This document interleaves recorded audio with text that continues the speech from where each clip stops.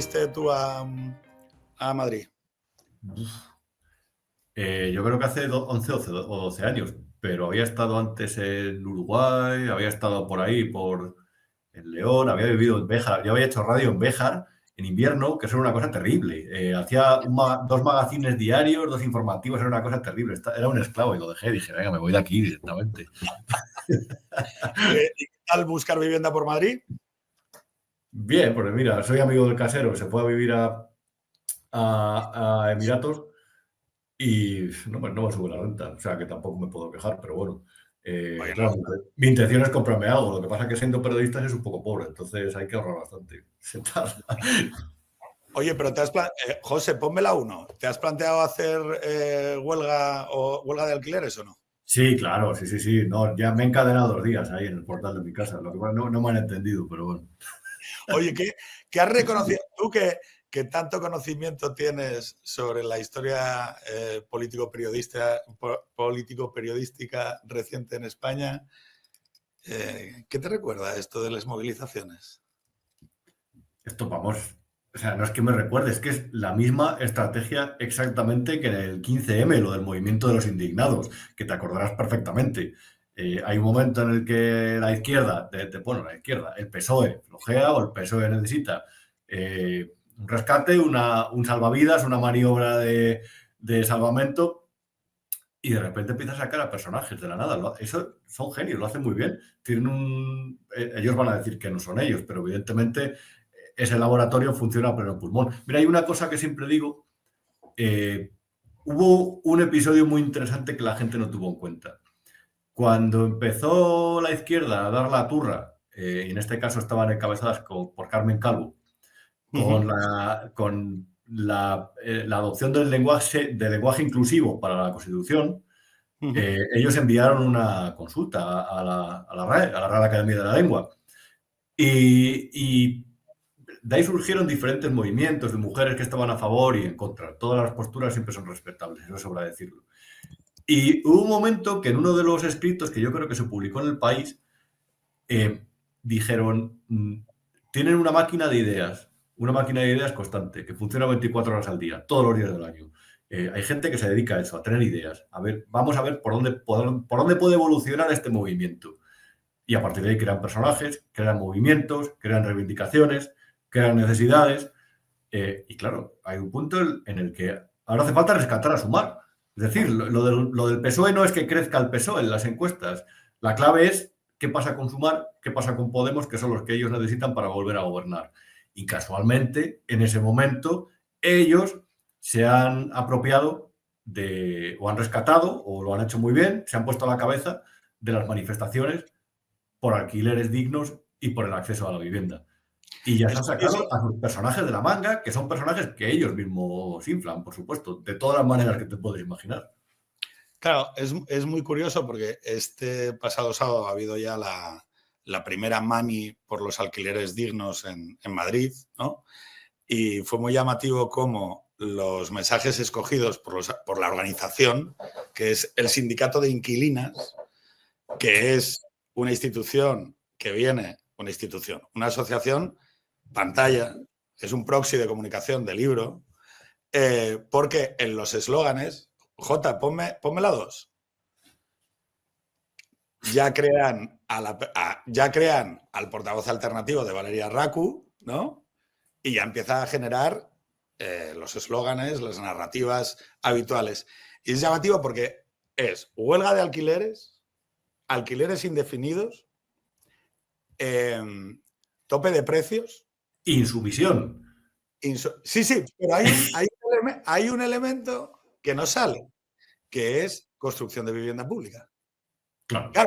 ¿Por qué? Porque ¿de quién es la competencia y la responsabilidad de haber prometido 184.000 viviendas y no haberlas construido? De Pedro Sánchez. Claro. La narrativa ya está montada para orientar lo que se quiere, que es antagonizar con los agentes privados. Salvaguardar la responsabilidad pública, que la tiene el gobierno de Pedro Sánchez, e incidir en el papel de los agentes privados. Los fondos buitre, los caseros, el Sun Corda. Ahora, en la manifestación no hay... Es curioso, ¿no? En una manifestación que trata de capturar, una manifestación Potemkin, que trata de capturar el malestar de los jóvenes en la cuestión de la vivienda, no hay una sola queja contra el gobierno nacional. ¿Qué te parece? Bueno, mira, yo tengo cierto afán kamikaze, ya lo sabes, Pedro. No me conoces mucho, pero tengo cierto afán kamikaze. Fue el que se leyó el segundo libro de Pedro Sánchez y todas esas cosas. Hace un mes y medio, un domingo, me fui a la plaza de Jacinto Benavente porque se iban a manifestar los sindicatos por que el PP iba a votar contra el Real Decreto Ómnibus que incluía medidas de protección a los inquilinos, que ya había anunciado entonces que había cambiado el sentido del voto, pero la manifestación se celebró. Oye, esto es como con lo de las palabras prohibidas. Las palabras prohibidas en el lenguaje de televisión de Estados Unidos, que siempre se llama la atención, que nunca se pronuncian. Pues ahí el gobierno estaba prohibido.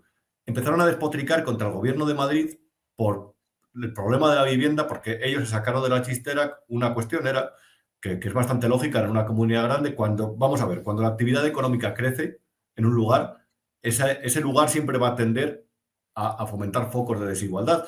Que básicamente si la desigualdad se mide entre la diferencia entre los que más han prosperado y los que menos lo han hecho, pues claro, hay más desigualdad, pero también hay más prosperidad. Eso es un análisis que generalmente obvian, pero que eso existe y es así. Eso está, vamos, 2 más 2 son 4. Y ellos tomaron como referencia ese dato para culpar del problema de la vivienda a la Comunidad de Madrid, los sindicatos. Por fortuna fueron, yo creo que 1.000 personas o 500 personas. Ellos reconocieron después Pepe Álvarez, al día siguiente en el programa de Carlos Alsina, dijo, sí, hemos pinchado, no hemos sabido convocar a la gente. Entonces, con las manifestaciones de la vivienda me sucede lo mismo. Hay una palabra que está prohibida y es gobierno.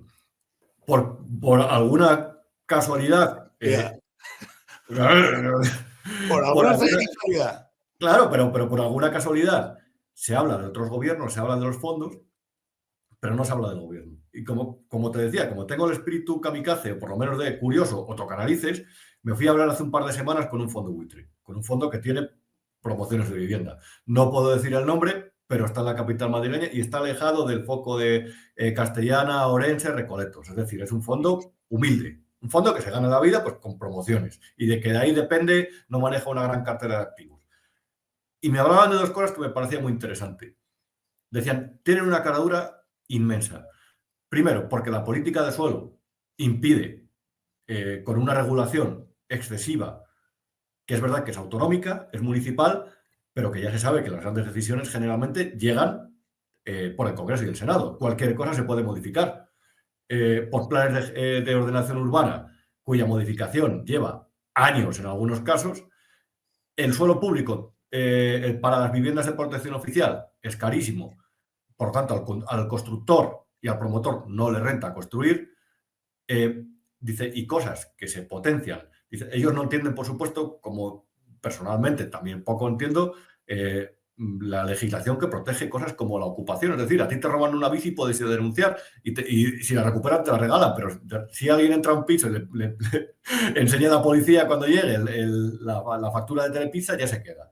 Dice, nosotros eso nos parece escandaloso, dice, pero realmente al final los promotores es el problema que no nos preocupa especialmente, y eso me derribó un tópico, por eso hace falta hablar con la gente. Decía, nosotros negociamos con ellos, dice, a veces el problema es que se van a la promoción de al lado, al piso con ático con piscina que quieren, o al de la promoción de al lado y nos metemos en un lío con el fondo o con el banco que tiene la promoción. Dice, pero bueno, esos son problemas fáciles. Dice, el problema es el suelo. Y el suelo básicamente se soluciona mejorando la legislación para agilizarlo, para construir viviendas y sobre todo que quien está intentando ganar dinero con el suelo, que renuncie a ello. Al suelo público, me refiero al suelo que es susceptible de que se construya allí. Y ahí hay un gran culpable, son culpables varios gobiernos, pero hay un gran culpable por encima de todo, que es el que no liberaliza. Ya está. Bueno, hay un elemento aquí sobre la ley del suelo que es llamativo, que en el debate sobre vivienda que están teniendo supuestos expertos y supuestos activistas, por ejemplo, hay un elemento que no sale. Dice, dice, ahora hay un chico que todos sabemos de dónde viene, del mismo sitio que Valeria y del mismo sitio que Carmen, todos salen del mismo sitio y de la misma ciudad, Barcelona. Y todos salen a decir las mismas cosas. Que no hay por qué construir más.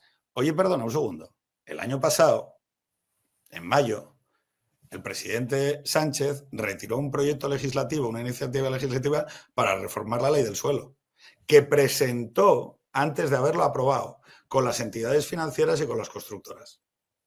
Y como lo palmó 2 veces en el Congreso, retiró el proyecto. Y eso volvió a pasar en febrero de 2025. Entonces, oye, perdonad, sí que hay un problema de regulación en España. ¿Se comenta esto? No, más regulación, te dice un supuesto experto. Claro, yo lo que quería comentar hoy contigo, que yo creo que estamos los dos hablando sobre el tema bastante, no es tanto sobre el fondo, que creo que en eso es evidente, España tiene un problema de...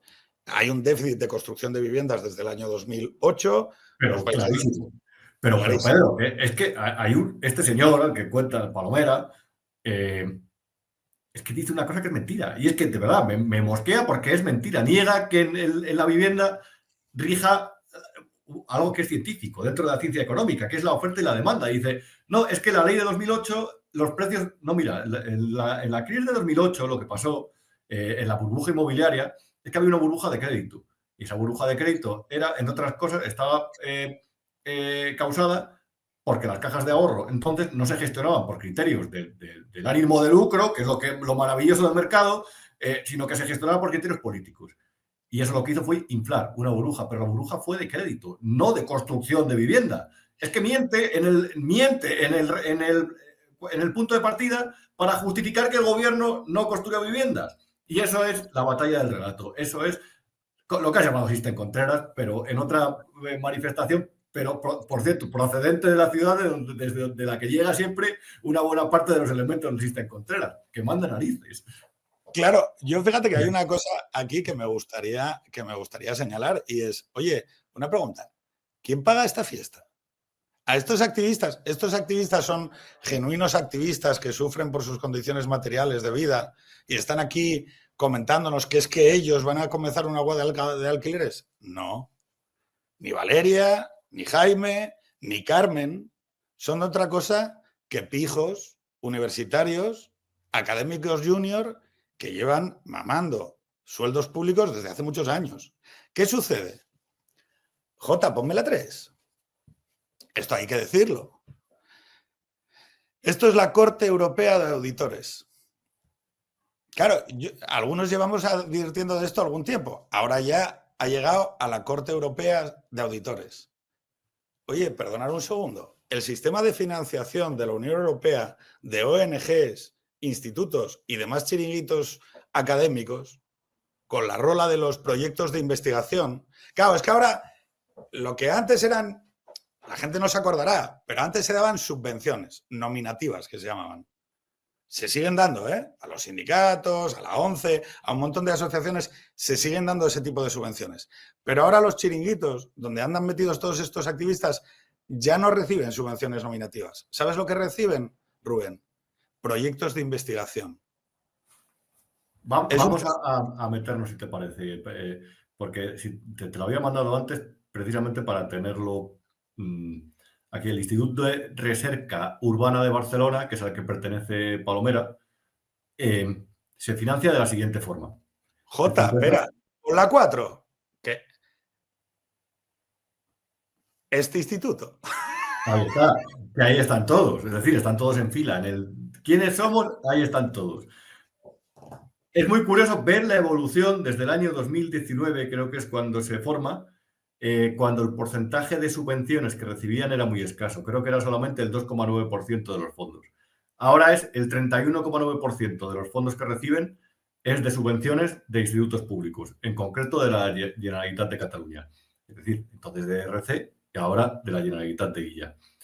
Y luego aquí está pues lo que cuentas, el 17%, proyectos competitivos de I+D+I. Dime a mí un instituto de vivienda que puede aportar a la investigación, el desarrollo y la innovación de la intermediación. No, espera, es este. Este proyecto de territorio sin disputa y otros 6 más que tienen son supuestamente eso. Esto se supone que es I+D. ¿Sabes claro qué es esto?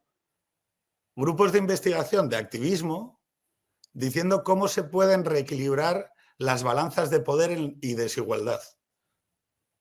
Entonces, ¿sabes lo que están financiando esos proyectos? El sindicato de inquilinas. Claro. El sindicato de inquilinas. Ellos además tienen, solamente reconocen, yo lo digo por comentar lo que ellos reconocen, aunque en realidad el grueso es ese que tú dices. Básicamente estos tienen una especie de club de socios. Una cuota sindical de 10 euros al mes, luego hay una cuota de apoyo de 20 euros al mes y una cuota social, que dicen para quienes, que es de 50 euros anuales para quienes no pueden llegar a la tarifa estándar. Pero claro, con esto me pasa como siempre que yo siempre he sospechado, y a mí nadie me quita la sospecha, y creo que nos hablarán de ello en el futuro, determinadas investigaciones policiales y judiciales, me refiero. Siempre he tenido sospechas sobre los crowdfunding, sobre de dónde llegan, de dónde vienen. No estoy vertiendo las sospechas sobre este sindicato, pero me refiero. Es un sistema que se ha hecho habitual para financiar determinadas causas sobre el que nunca hay luz y taquígrafos. Es decir, por ejemplo, Pablo Iglesias, que tampoco le estoy culpando de nada, pero ha montado un crowdfunding hace unas horas para financiar el alquiler del nuevo local de su taberna Garibaldi. Y empiezas a ver, hay ya donaciones de 1.000 euros. A mí siempre me llama la atención que esta gente que en el antiguo movimiento para salvar a la izquierda, que fue de los indignados, pedía transparencia, no sea transparente a la hora de desvelar nombre, apellidos, DNI y ocupación de quienes apoyan ese tipo de crowdfunding. Porque es muy fácil. Todos conocemos el pitufeo. Imagínate que alguien quiera financiarlo de forma indirecta sin que salga. Cuando, por ejemplo, es que creo que estas cosas merece la pena explicarlas, Pedro, perdona que me extienda. Cuando hay gente que quiere invertir, por ejemplo, en un medio de comunicación, que es algo polémico, porque realmente al final lo que te asocia es a una determinada ideología o línea editorial. Lo que hacen generalmente, y se hizo precisamente al principio de la crisis en varios medios de comunicación, era ellos concedían préstamos participativos a ese medio de comunicación y sus nombres no salían. Y sus nombres, mientras ese medio no reparta dividendos, no van a salir jamás. Y en realidad son accionistas porque realmente tienen un derecho sobre la propiedad de ese medio, pero nunca va a salir, nunca va a aflorar. ¿Cuándo va a repartir dividendos ese medio? Nunca. Pero ellos financian con dinero o con más créditos, préstamos participativos ese medio de comunicación. Si tú quieres apoyar algo y no quieres que tu nombre salga a la luz, más allá de determinadas páginas que se puede donar de forma anónima, tú apoyas un crowdfunding. O apoyas cuotas de un club de socios o de un Patreon que nunca sale a la luz. Esta gente fue la que vino a la política pidiendo transparencia y en realidad los menos transparentes con quienes los apoyan han terminado siendo ellos. Y a mí, desde luego, en el caso, más allá de todo esto que quería explicarlo, porque luego ya enseguida se asocia y mezcla intervenciones cuando te quieren manipular. Pero más allá de todo esto, a mí me llama la atención que de un día para otro este sindicato haya salido con tanta fuerza, haya salido con tanto dinero como para, ya no solamente son las manifestaciones, sino que he visto aquí, en una plaza, aquí en la plaza del Canal de Isabel II, creo que se llama, en mi barrio, que lo llamamos aquí la plaza de Supercor, que ya no está, pero bueno, es igual. Ya se están movilizando ahí. Van los sábados por la mañana a decir a la gente, cuidado que te están estafando con el alquiler. Eso requiere dinero. Eso no requiere solamente acciones voluntarias y filantrópicas. A ver, es que yo estaba organizando un partido en su momento microscópico que se llamaba UPyD en Asturias. Y escucha, la gasolina para ir y volver de los sitios, moverse, los billetes de avión, ir para Madrid, volver, estar en un sitio y en otro, hacer entrevistas en medios que no se pagan. Cuando tú ves la actividad de altísima intensidad que tiene esta gente ¿de qué labura? No, es que esta gente labura, pon el R4, J, en este tipo de proyectos. ¿Y estos proyectos quién los financia?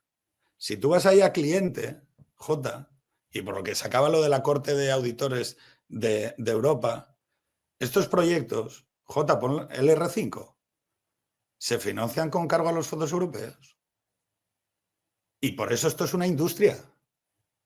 O sea, quiero decir, cuando tú ves unas acciones que están tan bien montadas que parecen profesionales, es que son profesionales. Es que son profesionales. Es que son profesionales. Y entonces yo te voy a contar una. Por ejemplo, ese instituto del que hablas tuvo un encargo durante, creo que son 2 años, de hacer una revista en papel anual, ya sabes, lo típico que montas cuando quieres. Y entonces eso se lo encargó una fundación que se llama Fundación Sentido Común. Ya sabes, una revista anual, 60.000 euros al año y tira que libres. La Fundación Sentido Común. ¿Te suena la Fundación Sentido Común? Pon la siguiente, Jota. Fundación Sentido Común.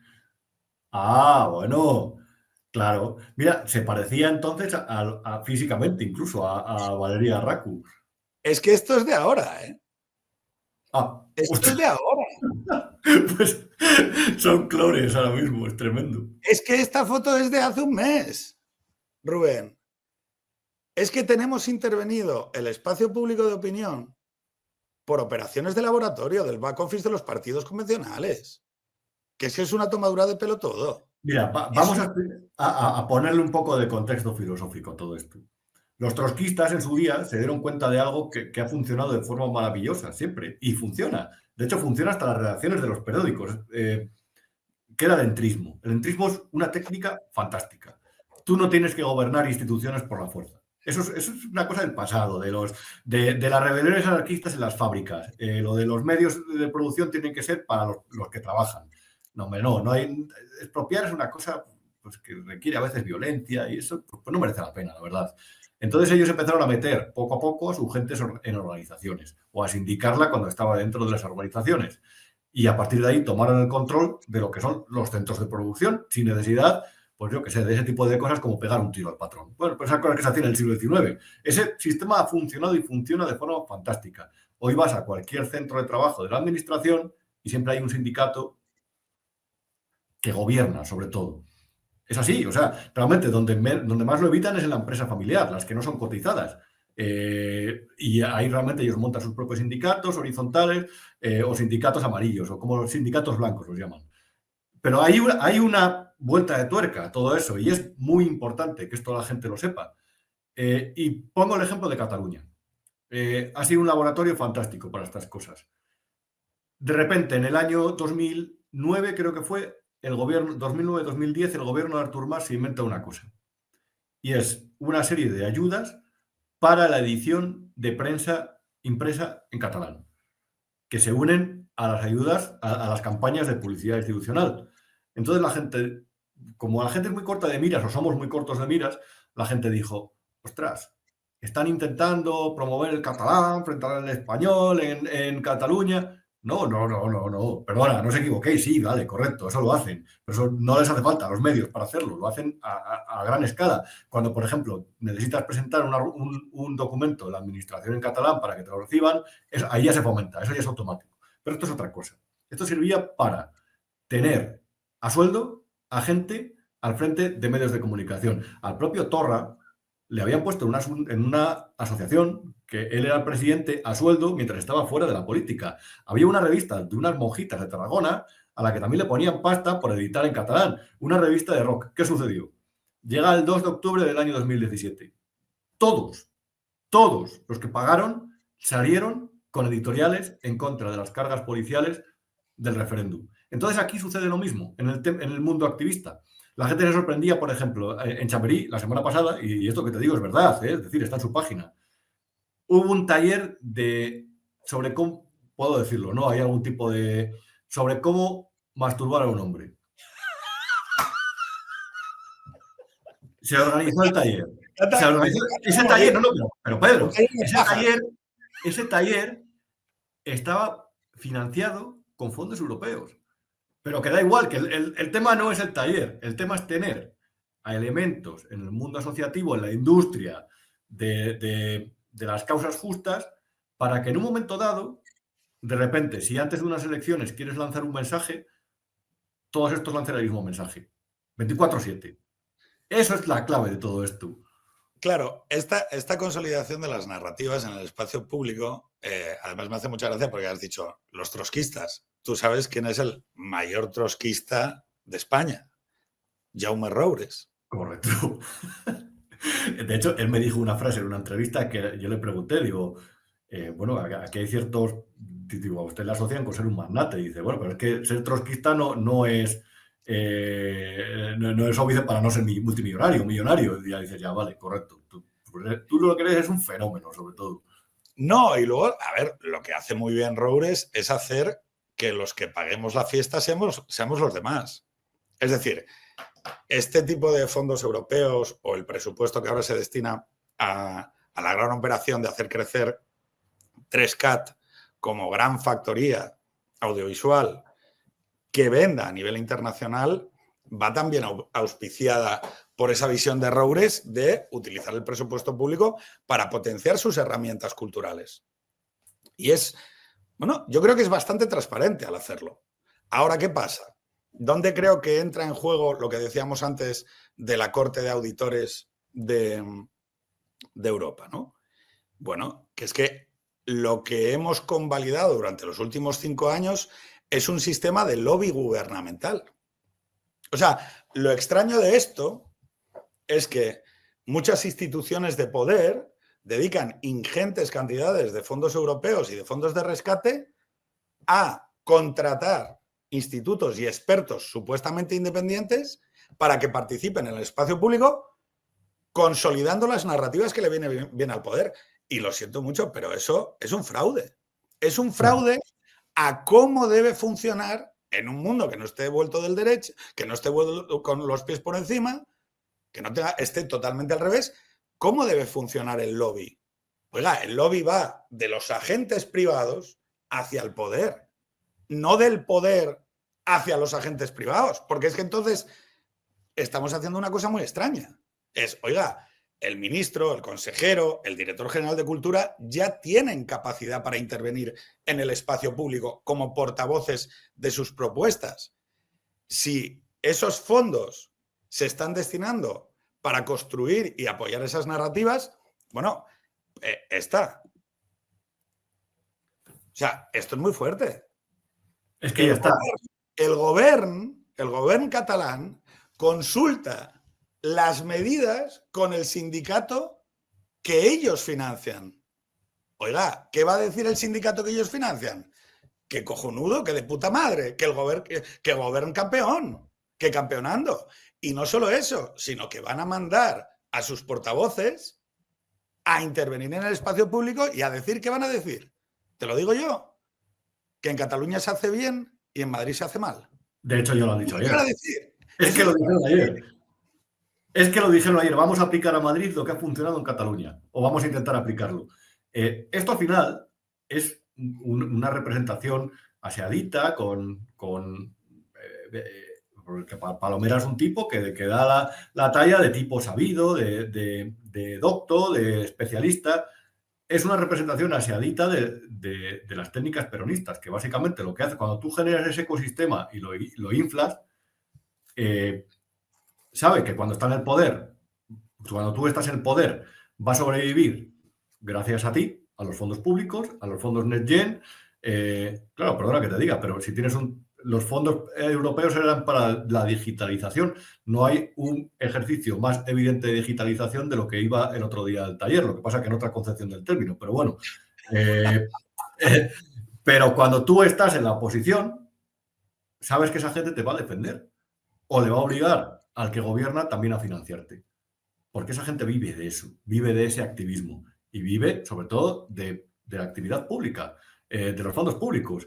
Entonces es especialmente grave porque al final es crear una masa que depende de ti, del partido, que está alrededor del partido, en el tercero o el cuarto círculo de la cebolla, la capa de la cebolla, pero que al final va a legitimar el discurso. Entonces, claro, llega un día y es que de verdad, esto no se hace, no hay ningún fondo privado ahí.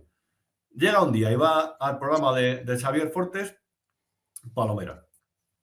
El programa de Xavier Fortes cuesta X dinero por minuto y ese X dinero se imputa a los 1.200 millones de euros que cuesta Radio Televisión Española, que ya no solamente es lo que se imputa a los presupuestos generales del Estado, sino también a los 500 millones de euros de la tasa radioeléctrica que se podía destinar a otro fin y se utiliza para pagar la televisión pública. Bien, eso paga el minutito en el que se produce ese programa del canal 24 horas. Y va a Palomera. Y el periodista le dice, haz un balance de la situación de la vivienda. y niega la ley de la oferta y la demanda. Y el periodista, en vez de repreguntar y decir, oiga, usted está agarrando, vio aquí 7 elementos, está teniendo en cuenta 2, apartando los otros 5 porque quiere tener razón, porque quiere validar un argumento.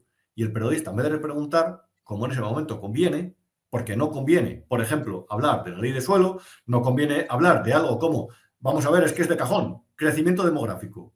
La gente de la ya famosa España vaciada, de la que ya se han olvidado, llega a Madrid a vivir. Cuando llega, a lo mejor llega, no llega una familia entera, sino que llega uno, una persona individual. Esa persona necesita un hogar. ¿Cuántos millones extranjeros han venido en los últimos años? 8 millones, ¿verdad? O 9 millones. Esa gente también vive aquí, necesita una vivienda. Desde 2008 no se ha construido. Hablas con las constructoras y te dice, solamente con el precio del acero, el incremento del precio del acero desde la pandemia, a mí lo que hace es que no me renta construir. Pero si abarataran el suelo, a lo mejor podía hacer viviendas de protección oficial o vivienda pública. Eso no lo tiene en cuenta Palomera en su análisis, en el análisis que expuso el otro día, ni Fortes se lo pregunta. ¿Por qué? Pues porque Fortes también forma parte de ese sistema por el cual el gobierno intenta transmitir una serie de mensajes y de consignas a través de un medio que saben que es suyo. Pero que reitero, que a lo mejor nos fijamos mucho en la RTV, pero es que, Pedro, lo que tú dices era así, es que tienen muchos medios a su disposición, muchos especialistas de los que tirar a su disposición, porque en realidad es que son por ellos. Mira, hay una cosa, o sea, yo creo que se está popularizando la expresión de Sixten Contreras. La factoría Roures es el otro naming que nos falta. Entre Roures y Contreras han creado buenos, o sea, que son buenos en lo suyo. Yo les respeto en términos profesionales. Pero claro, hay que decirlo. Porque te dices, bueno, es que es la vivienda. Es que es el tema de la vivienda. No, amigos. Aquí hay una industria del activismo que se está repartiendo constantemente por España en infinidad de casos, en donde lo que tenemos es a un conjunto de activistas que han visto que pueden dedicarse a esto con carácter profesional. Es decir, que paralizar proyectos es una manera de ganarse la vida. Que orientar la narrativa en el espacio público es una manera bastante rentable de ganarse la vida. Y es que, claro, a mí me gustaría que la gente tomara más conciencia de ese ciclo. Esto se lo he pedido a un amigo del canal, colgarlo y que por lo menos la gente sea capaz de reconocer, porque este fenómeno no es que esté presente en, oye, no, la manifestación del 5 en Madrid. No. Es que está presente en infinidad de procesos regulatorios, en infinidad de conflictos donde de repente aparecen expertos a participar en el espacio público como si fueran expertos independientes y son gente cobrando. Son gente cobrando, Rubén. Son gente que saca un beneficio directo de hacer lo que están haciendo. A mí la pregunta de Fortes, no me parece que a Jaime Palomera le deba preguntar sobre el fondo de lo que dice. A Jaime Palomera le debería preguntar, oye, una pregunta, ¿cómo se financia el sindicato de alquileres, de inquilinos? Oye, una pregunta, ¿tú cuánto tiempo llevas cobrando del Instituto Este de Barcelona que está financiado con las ayudas de la Dirección General de Cultura? Oye, ¿y cuál es tu relación con tu casero? Oye, una pregunta, ¿tú vas a hacer huelga de alquileres?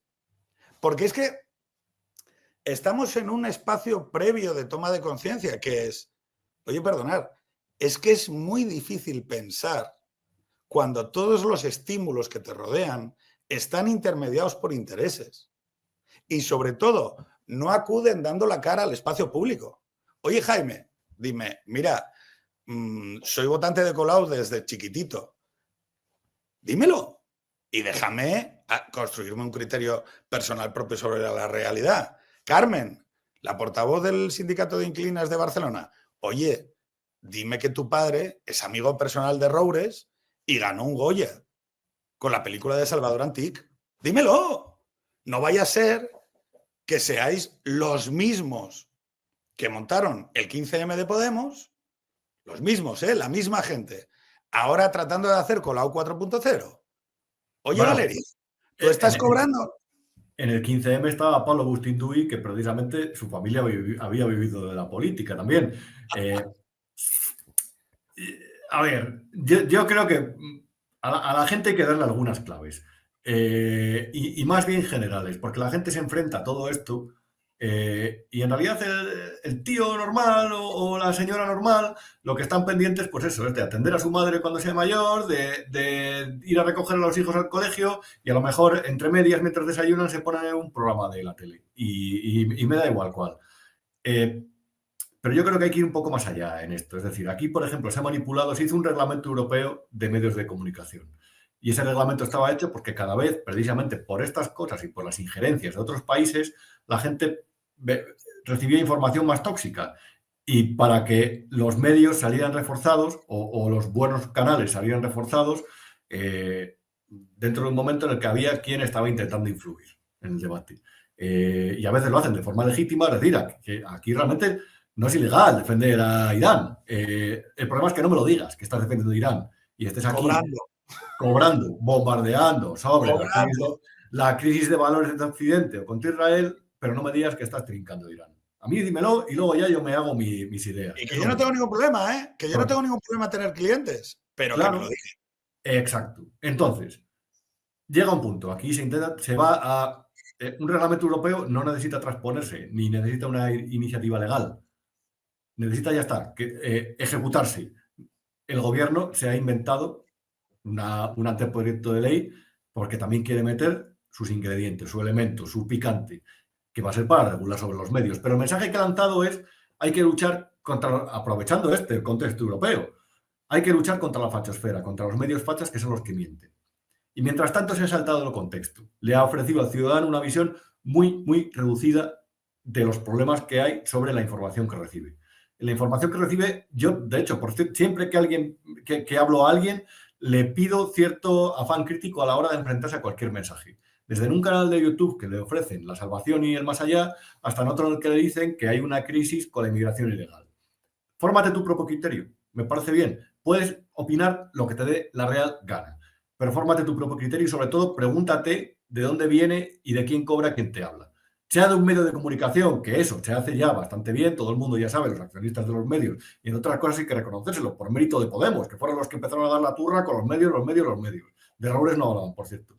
Pero bueno, el resto fue muy instructivo. Pero también hay que hacerlo con otros portavoces. Es decir, cuando vean a un señor que aparece en una tertulia, su tertulia favorita, y que diga que es experto en geopolítica o que es experto en sanidad, que miren a ver si no está cobrando de algún laboratorio. Porque entonces a lo mejor lo que dice es verdad, pero que tiene que tener en cuenta que está cobrando de un laboratorio. Y eso para mí es, de verdad, o sea, la principal tarea a la que nos enfrentamos para derribar estructuras muy rentables, como la de los especialistas, la de la industria de la reivindicación o la del System Contreras, que implica una serie de productoras que saben que al estar dentro de ese grupo, pues van a tener contratos cuando gobiernen los suyos. Y producen contenidos culturales orientados a construir un imaginario colectivo sobre la sociedad española que se basa fundamentalmente en que nos hablemos mal. Y yo, como no quiero robarte más tiempo, Rubén, sí que te agradezco sobremanera. Veo que ahí atrás hay una guitarra. Sí, claro. Pues hay entonces, dos. Pues permíteme que te pregunte. Con buen ánimo, recomendémosle a la gente una canción, un disco, una experiencia de concierto que sea lo que más te haya gustado últimamente. Mira, una canción, el otro día descubrí, a mí me gusta mucho Cream, pero yo yo soy un loco de Eric Clapton, o sea, pero un loco, lo toco además y hay una canción que se llama World of Pain, que digo, esta gente que iba hasta arriba del LSD en su día, hizo la mezcla entre la psicodelia y una especie era como pesimista, lo típico que yo creo que se habían tomado el tripi unas horas antes ya, en la bajada. En la melancolía. El otro día estuve en un concierto no me ha parecido la leche, pero bueno, que se llama Kings of Convenience, que vinieron al Teatro Lara, estuvo bien, pero sí. La experiencia más absolutamente memorable que viste es el concierto de Paul McCartney de diciembre. ¿Sí? Un genio, un dios, de verdad. Además tengo canciones de The Wings y me encantó, la verdad, así que... ¡Qué maravilla! es lo que puedo recomendar. Y luego lo demás, la experiencia, Pedro, la experiencia de rutina, fantástica. No hace falta hacer planes millennial completamente sobrevalorados y efectistas. La rutina está la verdad, la gran felicidad. Rubén, un placer y muchísimas gracias. Nos vemos la próxima vez. Gracias, un abrazo, adiós, adiós.